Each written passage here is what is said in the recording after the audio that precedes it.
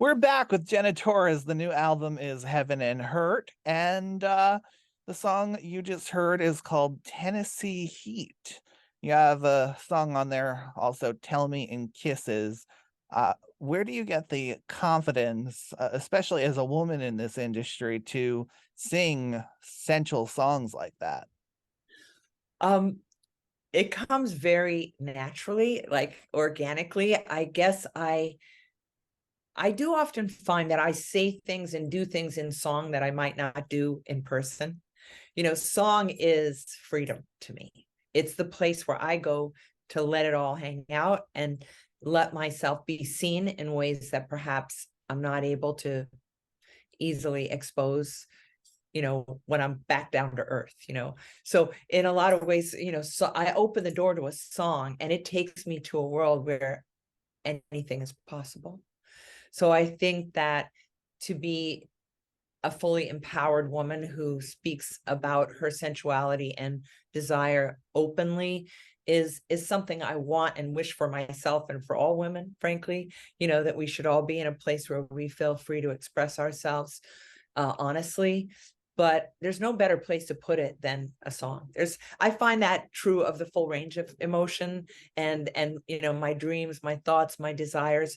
And I do sometimes say that frequently songs are, for me, I write them from a place of longing, from something that I do, that I wish I had, not something that I necessarily have. So being, a person who kind of has a pretty vivid imagination and can, direct a whole movie in my head about how I want things to go, I'm pretty good at conjuring up an ideal world in my mind. And songs are just the perfect home for my very idealistic heart. I definitely am an idealist. So yeah, comes out in my songs, I think.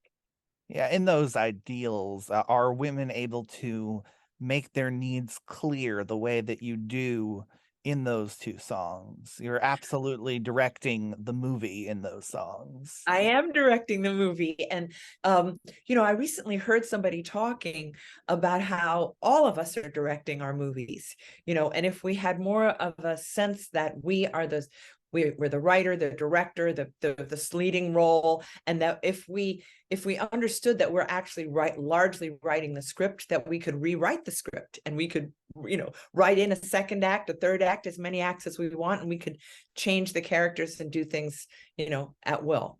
But I'm sorry, I went off on a tangent.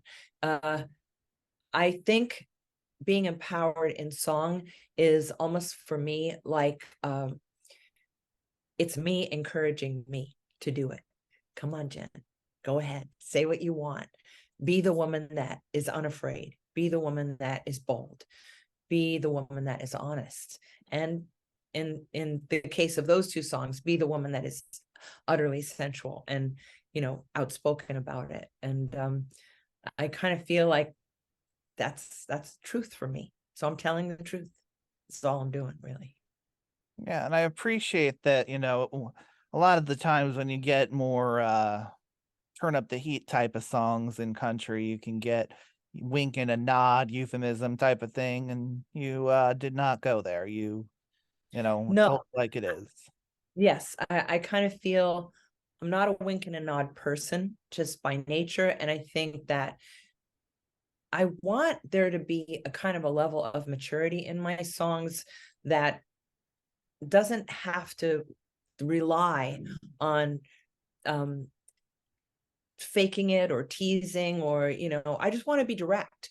It might be too direct for some people, might not dig it at all. I understand that.